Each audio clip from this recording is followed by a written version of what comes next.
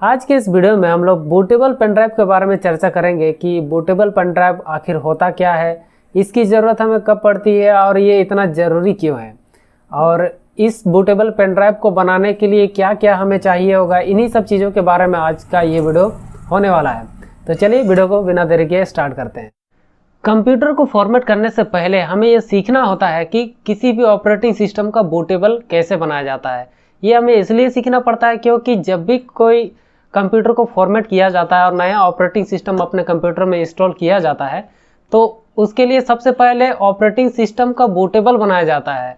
उस operating system को, चाहे वो विंडोज 7 हो, विंडोज 10 हो या कोई भी ऑपरेटिंग सिस्टम हो, तो उस सॉफ्टवेयर को पहले हमें उसको बूटेबल बनाना पड़ता है। बूट के एबल यानी कि बूट के लायक उसको बनाना पड़ता है, तब जा करके हम लोग उसको अपने कंप्यूटर में इंस्टॉल कर सकते हैं। तो इसी वजह से बूटेबल का जो कॉन्सेप्ट यहाँ पे आता है बहुत ही इंपॉर्टेंट है और आपको बनाने आना चाहिए।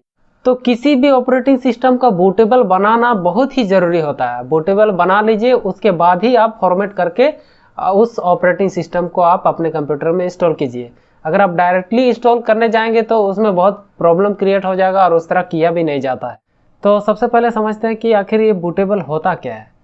तो जैसा कि नाम से ही पता चल रहा है कि बूट एबल मतलब कि बूट करने के एबल यानी कि योग्य। एबल का मतलब होता है योग्य।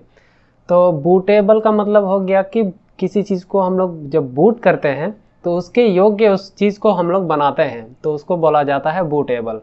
जैसे कि ऑपरेटिंग सिस्टम का बूटेबल बनाया जाता है, जैसे विंडोज 7 हो गया, विंडो 10 हो गया, ये सब ऑपरेटिंग सिस्टम हो गया। लिनक्स हो गया और उबंटू हो गया, ये सारा ऑपरेटिंग सिस्टम है। तो ये सारे ऑपरेटिंग सिस्टम को किसी कंप्यूटर में हम लोगों को बूटेबल बनाना पड़ता है, तब जा करके उसको इंस्टॉल किया जा सकता है। तो इसी वजह से बूटेबल बनाना बहुत ही ज़रूरी होता है। आप डायरेक्टली किसी ऑपरेटिंग सिस्टम को डायरेक्टली अगर आप इंस्टॉल करते हैं तो ऐसा पॉसिबल नहीं है, ऐसा नहीं हो सकता है। तो इसीलिए सबसे पहले ऑपरेटिंग सिस्टम को क्या किया जाता है कि उसका बूटेबल बनाया जाता है, उसको बूट करने के योग्य बनाया जाता है, बूट के एबल बनाया जाता है, जिसको हम लोग बोलते हैं बूटेबल। तो ये बूटेबल बनता कैसे है? तो बूटेबल बनाने के लिए थर्ड पार्टी सॉफ्टवेयर की मदद लेनी पड़ती है, जैसे कि पावर आईएसओ हो गया, रूफस हो गया, और इसके अलावा भी बहुत सारे तरीके हैं जिससे बूटेबल बनाया जाता है। लेकिन ये कुछ मेन जो तरीके हैं वो सब हैं।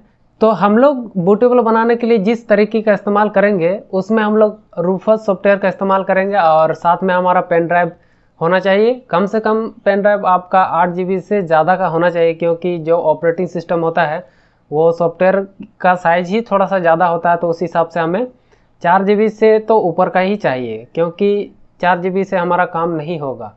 तो इसी वजह से कम 8 GB का पेन ड्राइव चाहिए होगा। उसके बाद सॉफ्टवेयर चाहिए रूफस का, और तब जा कर के हम लोग क्या करेंगे, उसको बूटेबल बनाएंगे।